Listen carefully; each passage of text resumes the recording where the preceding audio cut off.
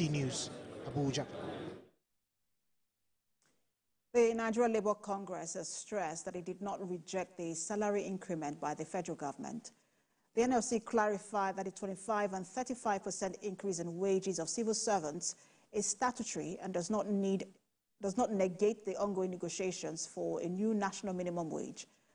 The NLC said the clarification became necessary due to some misguided reports by some sections of the media that the organized labor is rejecting federal government's approval of 25% and 35% increase on some civil servants under consolidated salary structure. For more update, TVC News senior correspondent Sharon Jason joins me on the news. Sharon, what more can you tell us in general, not just for this particular 25% and 35% increase, but on the stand of the NLC on the national minimum wage as well? Well, the Nigerian Labour Congress and also the organized labor, of course, welcome the idea of the 25% and 35% increment in salary, because many workers under a particular pay level at the federal government have been expectant that their salaries will be increased accordingly, because some sector of public service workers are already benefiting from the salary increase. So the move by the federal government now makes it balanced. So it means that all public service workers are receiving payments that had already been agreed upon before now.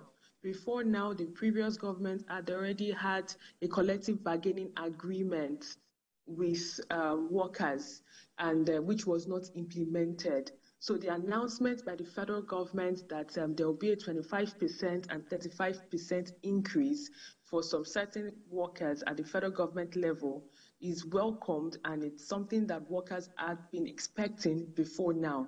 Then talking about minimum wage, at the Eagle Square on May 1st, the number of workers that were actually seen was actually huge, because many workers were expecting that they would probably get a good news and an announcement of the new national minimum wage.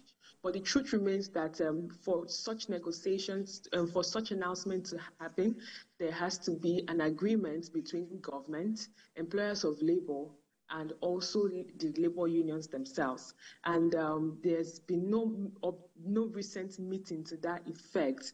All sectors have brought out their recommendation or their proposal. We know that the NLC has proposed 615,000 naira as minimum wage. We know that the employers of labor, which NECA is the person at the forefront of that, is the organization at the forefront, also has brought out a figure on the table. So they're at the stage whereby the three parties actually have to sit on the table to now negotiate for that, to see what is going to be reasonable, what the employers will be able to pay, what state government will also be able to pay, so that they won't just come up with a figure that will not be realistic. So Nigerian workers are expectant.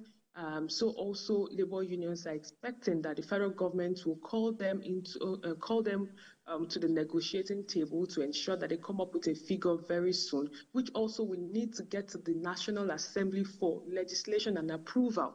So it's still a long journey ahead, but every party is expecting that it will be expedited, owing to the fact that Nigeria has been faced with double-digit inflation recently.